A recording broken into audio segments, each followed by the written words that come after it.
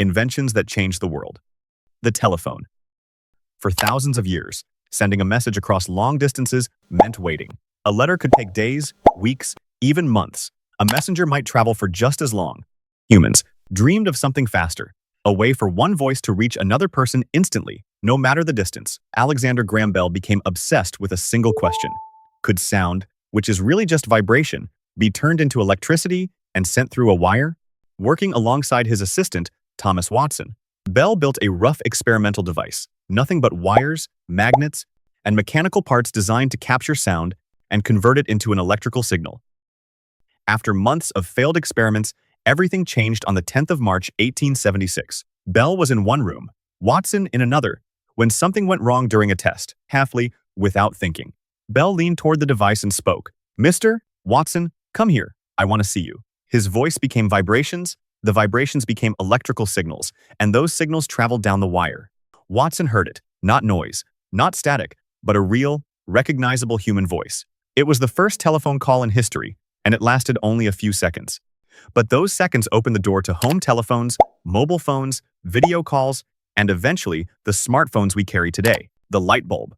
For most of human history, light after dark meant fire candles, oil lamps, flames. These sources were dim, needed constant fuel, and carried real danger. Help us, people wanted something safer, brighter, and more dependable. In 1802, Humphrey Davy built one of the earliest electric lights, the arc lamp, using electricity and carbon. It proved electricity could create light, but the lamp was too powerful and too costly for ordinary homes. The real obstacle turned out to be the filament, the tiny material inside the bulb that glows when electricity runs through it. Inventors worldwide tested metals, platinum, and plant fibers. Most burned out in seconds or broke down completely.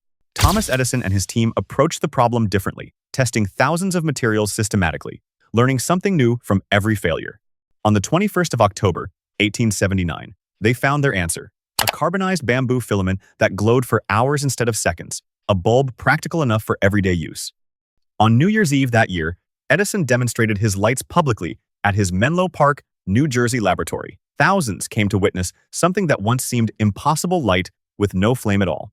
The light bulb didn't just brighten rooms, it let cities expand, factories run longer hours, and people work and learn well past sunset. The airplane. For centuries, humans watched birds move freely through the sky while they themselves stayed grounded. The idea of building a machine that could fly seemed like fantasy until, in 1783, the Montgolfier brothers achieved the first successful hot air balloon flight. It was a breakthrough, but an incomplete one. A balloon couldn't be steered.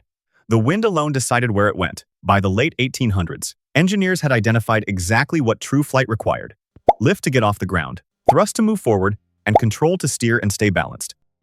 Missing any one of the three made flight either impossible or uncontrollable. Wilbur and Orville Wright, two bicycle mechanics from Ohio with no formal scientific training, took on the challenge anyway. They spent years building and testing gliders, studying wind patterns and wing design, treating every failed test as new information. On the 17th of December, 1903, at Kitty Hawk, North Carolina, their invention, the Wright Flyer, a simple machine of wood and fabric, lifted into the air with Orville aboard. The flight lasted about 12 seconds and covered roughly 37 meters. It was brief, but it was the first powered, controlled flight in human history. What followed moved fast. Ocean crossings that once took weeks by ship shrank to hours by air. And the sky stopped being something reserved for birds alone. The computer. Long before electronic computers existed, calculation itself was the bottleneck, slow, manual, and increasingly inadequate as science and commerce grew more complex. In the 1830s, British inventor Charles Babbage designed the analytical engine, a machine meant to calculate, store data, and follow instructions automatically.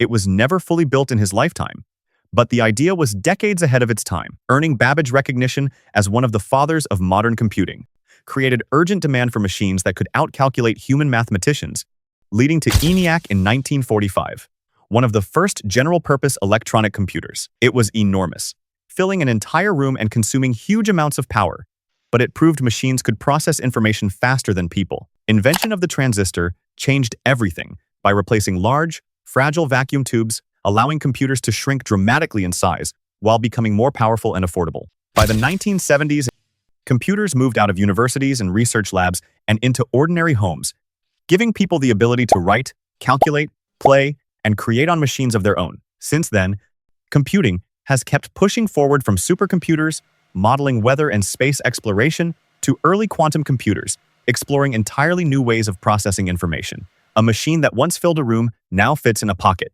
The Internet.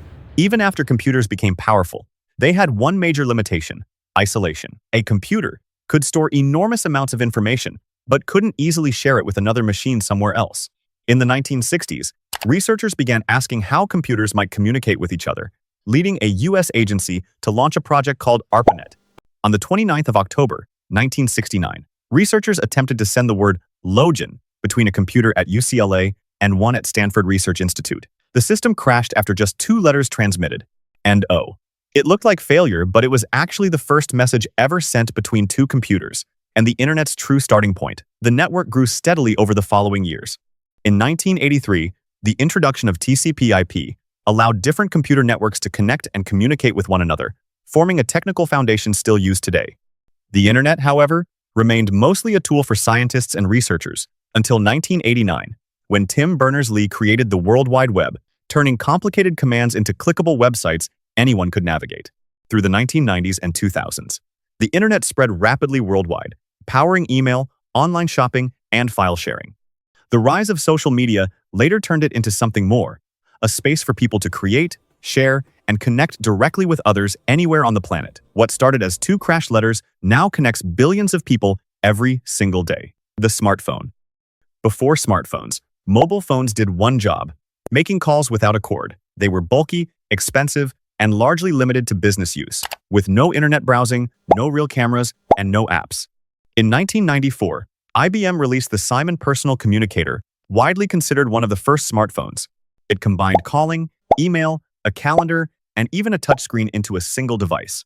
It was ahead of its time, but too expensive and heavy to catch on widely. Through the 2000s, mobile phones steadily improved with better cameras, internet access, and more capable software, edging closer to being pocket-sized computers. Then in 2007, Apple's first iPhone changed the industry entirely, trading physical buttons for a full touchscreen and turning the phone into a device for browsing, possible, photography, video, apps, and far more. The smartphone quickly became more than a phone: a camera, a map, a library, and a personal assistant, all in one. Communication became instant. Photography needed no separate camera. Shopping, remote work, and content creation all became possible from a single device in your pocket. Today's smartphones carry more computing power than the room-sized machines of decades past, proof of how far a single dream, chasing convenience and connection, managed to travel. Artificial intelligence. The idea of a machine that could think has existed in human imagination for centuries, but for most of history, it remained just that: an idea. Early computers, however impressive, could only follow instructions. They couldn't learn, adapt, or reason on their own. In 1950, mathematician Alan Turing reframed the question into something testable, proposing what became known as the Turing test. If a machine could hold a conversation convincingly enough that a person couldn't tell they weren't speaking to a human, it could be considered intelligent. In 1956, researchers at the Dartmouth Conference gave this ambition a name: artificial intelligence, even though the technology of the time was nowhere near capable of it. Early AI could handle simple tasks, like playing chess, but struggled badly with anything involving language, images, or real-world nuance. Computers simply lacked the power and memory. The breakthrough came when researchers shifted strategy. Instead of hand-coding every rule, they let machines learn patterns directly from data, a method known as machine learning. Neural network systems loosely modeled on the human brain pushed this further, allowing machines to recognize images, understand speech, and process language with far greater accuracy. Today, AI runs quietly behind voice assistants, recommendations, translation tools, and medical research, often without people even noticing it's there. The question Turing first asked, "Can machines think?" still isn't fully settled, but it's no longer just a question for science fiction.